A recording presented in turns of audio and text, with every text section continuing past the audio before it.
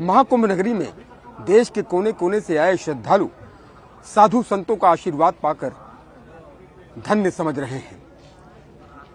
हमारे साथ विशेष बातचीत के लिए मौजूद हैं इंटरनेशनल बाबा, जिन्हें टाइगर बाबा भी कहते हैं। नागा साधु हैं और उनको देखने के लिए, उनका आशीर्वाद प्राप्त करने के लिए देश के कोने कोने से और विश्व के कोने कोने से श्रद्धालु आ रहे हैं। महाराज जी, स्वागत है आपका न्यूज़ 18 पर। क्या कहेंगे? आपको इंटरनेशनल बाबा कहा जाता है, क्यों?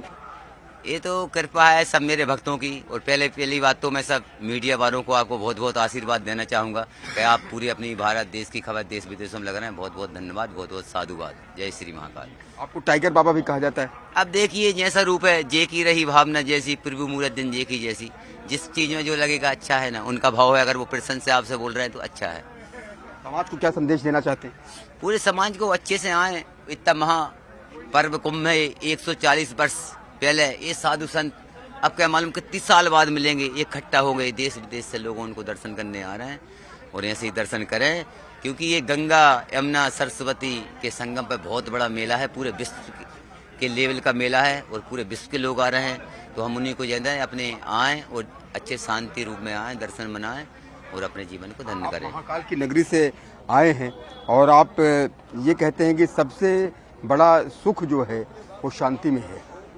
क्रोध पर जिसने नियंत्रण कर लिया वो सफल हो गया। और आपकी आभा देख करके यही महसूस होता है, क्योंकि आपका स्वभाव बेहद ही शांत है। आमतौर पर छोटी छोटी बातों पर कभी कभी साधु भी क्रोधित हो जाते हैं, लेकिन आप क्रोध पर नियंत्रण पा चुके हैं और क्रोध को करुणा में तब्दील कर दिया। देखिए, संतों को कभी क्रोध नहीं आना चाहिए। जो सही संत हो, गुस्सा क्रोध घर द्वार यानी हमने बस्ती छोड़ रहे। हम नागा साधु किस आप लोगों को कर रहे हैं, पूरे विश्व के लिए कर रहे हैं, अपने देश के लिए कर रहे हैं भजन। जब तप एक गन हवन आप लोगों के लिए कर रहे हैं, हमारा कुछ नहीं है। अगर आप वस्त्र की जरूरत हम तो आपको ये भी दे सकते हैं, क्योंकि संत वो होता है जो खुद नंगा रहता है लेकिन अपने शिष्यों को, जो नंगों को ढांक दे, खुद भूखा रहे, जो अपने शिष्यों को पेट भले। परोपकार के लिए संत होते हैं। संत अपने लिए कुछ नहीं करते। एक मोमबत्ती की तरह देखा होगा आपने, खुद जलती है, वो अंधकार में सब प्रकाश में लाती है, नहीं लाती क्या? और ऐसे संत होते हैं जो खुद जलते हैं लेकिन अपने शिष्यों अंधकार में प्रकाश ले आए। वही साधु की वो है और वही साधु है। आपने चश्मा भी लगा रखा है और बेहद ही महंगा चश्मा है। तो सब भक्त आपको श्रद्धा के साथ अर्पण करते हैं?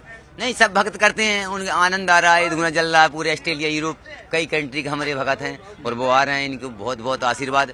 वो जो भी मैं कहना चाहता हूँ, जो फेक वीडियो बना रहे हैं कोई भी साधु संतों की, वो फेक वीडियो न बनाए। ये अपने ही और अपने भारत देश का बदनाम है।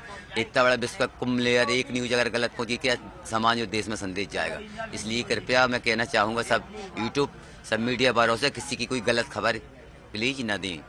आप महाकाल की नगरी से हैं, उज्जैन की नगरी से हैं और आपको देख कर कैसे लग रहा है कि जो है महाकाल के दर्शन हम महसूस कर सकते हैं? आप भी आइए, हमारे उज्जैन हर एक नहीं आ सकता। कहते हैं इरादे रोज बनते हैं, इरादे रोज बनते हैं और बनकर टूट जाते हैं। वो ही उज्जैन जाते हैं जिन्हें बाबा बुलाते हैं। जय श्री महाकाल। जय श्री महाकाल। आप अपने बारे में बताइए महाराज जी, कब आप नागा साधु बने, कितने वर्ष आपको हो गया और नागा साधु बनने का फैसला आपने क्यों लिया? नागा साधु का बनना ये आज का कोई विषय नहीं है। ये पूर्व जन्मों का और कोई पूर्व पीढ़ी का जन्म होता है। एक जन्म में कोई संत नहीं बन सकता। ये लाखों करोड़ों में से एक आदि जो होता है, जिसे विशेष रूप से उनके माता पिता, उनके कुल और भगवान की विशेष रूप से कृपा होती है, वो ही उनको शरण में लेते हैं। तो 10 साल की उम्र हम घर में से निकल गए, कुछ अध्ययन किया, क्या सही है क्या गलत नहीं है। तो हमने ऐसे करा, एक अगर संत बन जाए उस गाँव का, उस कुल का और साथ में 14 पीढ़ी का उद्धार हो जाता है। उसके बाद और तुम जैसे शिष्यों को उद्धार करते, वो सतगुरु है। सतगुरु का मतलब बहुत बड़ा होता है।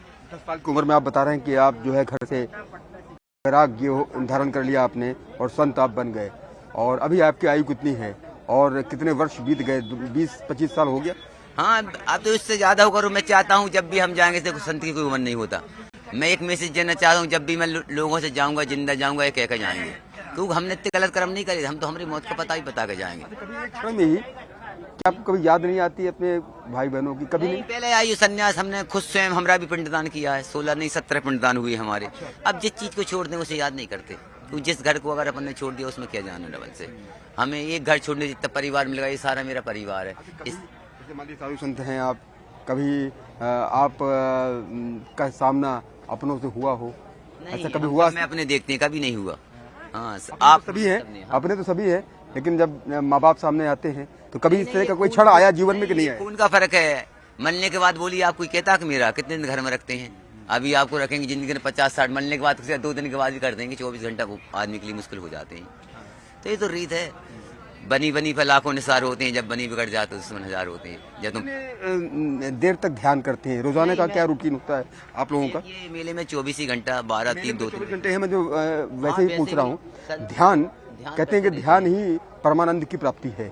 जिसने ध्यान कर लिया उसको परमानंद मिल जाता है। ध्यान अंदर आत्मा से हम करते ही रहते हैं 24 घंटा। भक्ति मीरा ने कैसी करी, देखी इसका प्यार भी। भक्ति का कोई अंत नहीं, कौन क्या कर रहा है, ये भक्ति का अनूप रूप है। संत सोते सोते भक्ति कर सकते हैं, संत और साधु कभी सोते नहीं। सोते सोते भक्ति कर सकते हैं। अगर नींद में भी हैं तो भगवान तब भी बिल्कुल नींद में भी हम भगवान को याद करते हैं।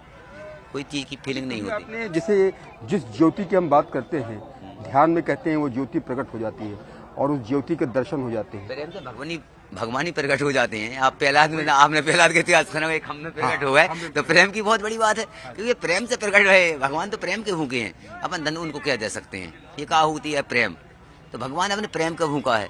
उसे धन दौलत क्या लेंगे, सब स्वार्थी है। भगवान को कुछ नहीं चाहिए, आपका भाव है, सब कछु है।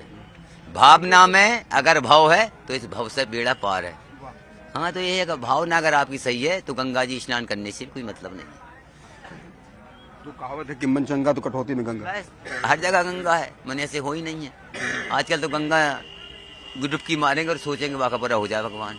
ऐसे लोग हैं, इनकी भावना है। क्योंकि आजकल कहते हैं ना, लोग अपने आप से दुखी नहीं है, ये लोग अपने आप से दुखी नहीं है, पड़ोसी के सुखी से दुखी है। नारायण आप क्यों खुशी रह रहे हैं? दुनिया की रीति। तो कोई मंत्रोच्चारण हो जाए। क्या हो? नमामि शमीशान निर्वाण रूपम। एक आज कौन सा दिन है? आज रविवार। जय हो सूर्य देवता को नमन, और सूर्यपुत्र हनुमान जी महाराज को भी नमन। भजन गाना सब आपके सुनाएंगे। एक श्री राम की धुन हो जाए हनुमान जान।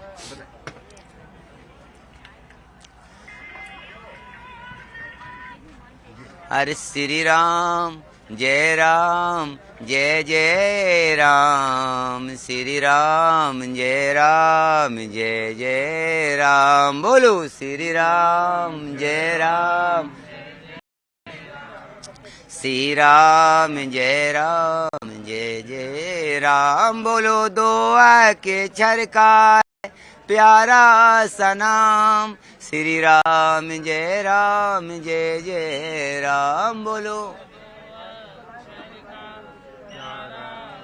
देखिए, भगवान श्री राम का 2 अक्षर का भी नाम आप नहीं ले सकते, क्या इतिहास पढ़।